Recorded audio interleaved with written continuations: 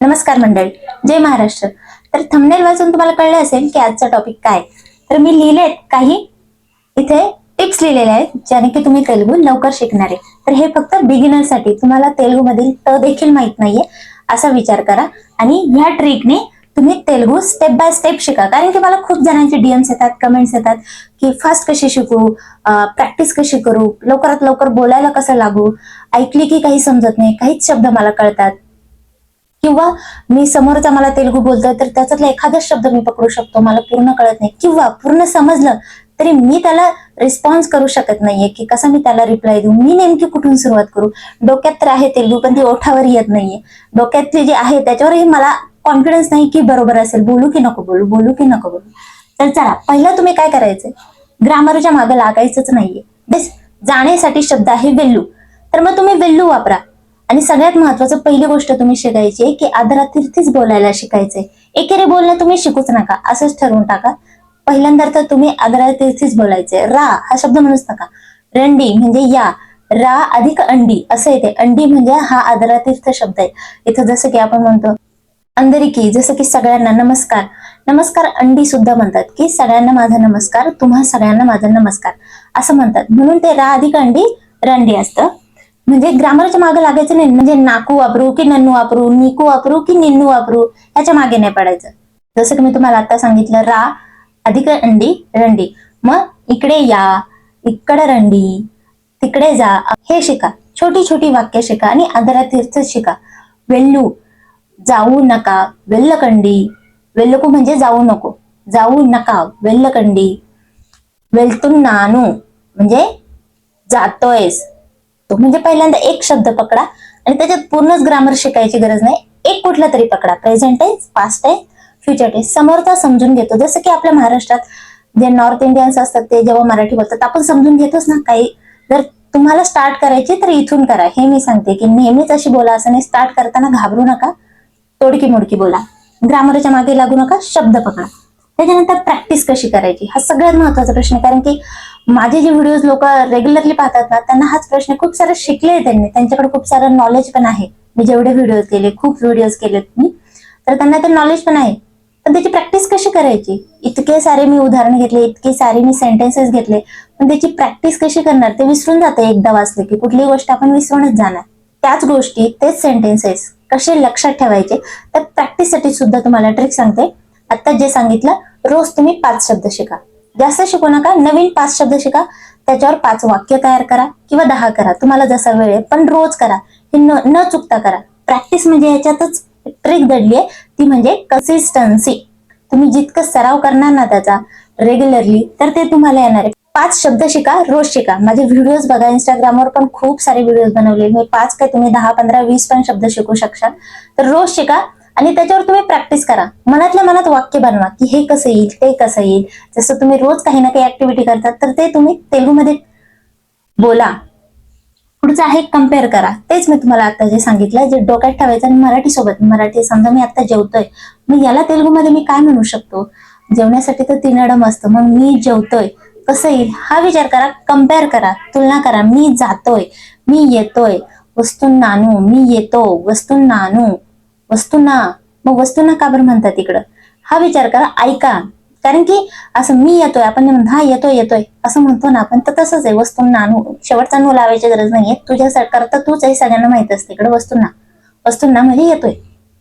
Compare करा कुठली गोष्ट मराठी सोबत. कारण की आपण माध्यमच आपलं मराठी आहे ना, तेलुगू भाषा शिकण्याचं. इंग्लिश तुम्ही असाल तर इंग्लिश मध्ये कम्पेअर करा, जी तुमची कम्फर्टेबल लँग्वेज असेल ती. आता पुढचं आहे ऐका.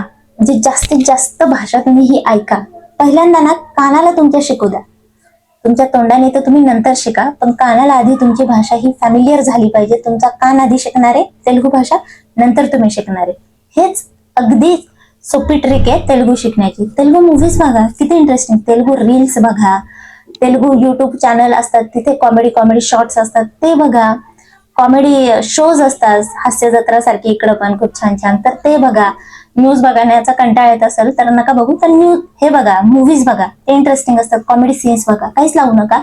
डायरेक्ट युट्यूबवर सर्च टाका कॉमेडी सीन्स तेलुगू, तर खूप सारे ऍक्टर ब्रह्मानंदम वगैरे त्यांचे येतील तुम्हाला, तर ते बघा एकदम शॉर्ट शॉर्ट. आणि ते डिकोड करा की यांनी काय काय बोललोय, लिहा ते की यांनी काय काय बोललोय, समजण्याचा प्रयत्न करा की हा काय बोलला नेमका. फास्ट बोलतात ना ते, तर मराठी मूवी जे असतात त्याच्यात सुद्धा पण फास्ट फास्ट आपली भाषा असते, पण एखाद्याला शिकायची असेल तर तो मराठीच मूवी बघणार ना. तर तसं आहे, ते ऐका तुम्ही आणि आत्मसात करा की हा काय बोलला, कुठला वर्ड बोलला, या वर्डशी रिलेटेड काय असणार, मग हा कसं बोलला. तर हे तुम्ही ऐका, याच्यासाठीच हे ऐका. त्याच्यानंतर pattern know learn. Know learn म्हणजे पाठांतर करू नका. मला खूप सारे म्हणतात की डायरेक्ट वाक्य द्या, डायरेक्ट वाक्य द्या. वाक्य काय करणार आहे तुम्ही, पाठ करणार आहे डायरेक्ट. एवढी सारी वाक्य, अशी भाषा कुठली पाठ करता येते का? पाठ करण्याची भाषाच नसते कुठलीच. खूप तर खूप तुम्ही शब्द पाठ करू शकतात. बाकी जे असतं ग्रामर वगैरे ते शिकण्याची गोष्ट आहे. पाठांतर तुम्ही शब्द करा. मी म्हणता शब्द खूप सारे ऍक्टिव्ह जे मी तुम्हाला दिले क्रिया शब्द ते डायरेक्ट पाठ करून टाका. कुठल्या याला काय म्हणतात. वाक्य पाठ करू नका कधी. तो तर समजच चुकीचा आहे की डायरेक्ट वाक्य द्या, मग आम्ही डायरेक्ट वाक्य पाठ करतो. नाही, पॅटर्न समजून घ्या. जसं की नाकू इष्टम, नाकू नच्चिंदी म्हणजे मला आवडतं, मला पसंत, नाकू कावाली. तर हे याच्यामध्ये याचा पॅटर्न कसा आहे, मला पाहिजे, मला आवडतं, मला पसंत. तर तेलुगू भाषेचा पॅटर्न समजून घ्या. याआधी व्हिडिओमध्ये मी तुम्हाला खूप सारे वेगवेगळे पॅटर्न सांगितले आहेत की इकडं संदर्भ कसा बदलतो. आपल्या मराठी भाषेसारखा काही काही ठिकाणी पॅटर्न नसतो, बऱ्याच ठिकाणी आपल्या मराठीसारखीच भाषा असते. तर पॅटर्न समजून घ्या की कसं बोलायचं, कुठला शब्द कुठं वापरायचा. त्यानंतर आहे स्वतःशीच बोला, आरशात बघून बोला. जसं इंग्लिश शिकताना आपण बोलतो, आरशात बघून डायरेक्ट बोला. तुम्हाला जे जे पण तुम्ही स्क्रिप्ट तयार करा, तू जेवलास का, तू कसा आहेस, आज काय केलं तू, हे सगळं तुम्ही तेलुगूमधून बोला. ट्राय करा, तोडकी मोडकी बोला.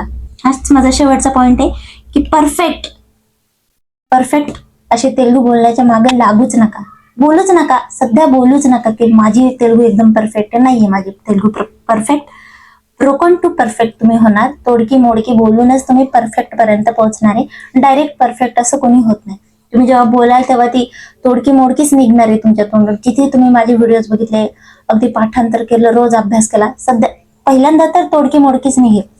तोडकी मोडकी बोलूनच तुम्ही एकदम फ्लुएंट तेलुगू बोलायला शिकणार आहे.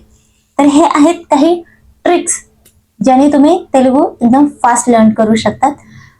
आणि जास्तीत जास्त ऐका. मी तुम्हाला ते सांगते की जास्त ऐका, कानाला ऐकू द्या तुमची तेलुगू भाषा, जी तुमच्या डोक्यात बसेल की अरे ही तर खूप आपली फॅमिलियर भाषा आहे. तर जास्तीत जास्त तुम्ही ऐका आणि ही भीती सोडा की मी चुकीचं बोलते, हा चुकीचं बोलते, पण तुम्ही परफेक्ट होणार नक्की नक्कीच. आणि कुठलाही तुम्ही एक शब्द शिकलात की आज मी हा शब्द शिकलो किंवा 5 शब्द शिकले किंवा एक शिकले, तर जे पण रोज करता ते ट्रान्सलेट करायचा पहिला प्रयत्न करा आणि जास्तीत जास्त प्रॅक्टिस करा. आणि अजून एक सर्वात महत्वाची ट्रिक म्हणजे माझे व्हिडिओज बघा, रोज बघा, म्हणजे तुमची आपोआपच प्रॅक्टिस होईल. तुमच्या डोळ्यासमोर असतील, तुमच्या कानाला रोजच ऐकू येतील हे व्हिडिओ. तर रोज माझे व्हिडिओज बघा आणि जास्त प्रॅक्टिस करा आणि लवकर तेलुगू शिका.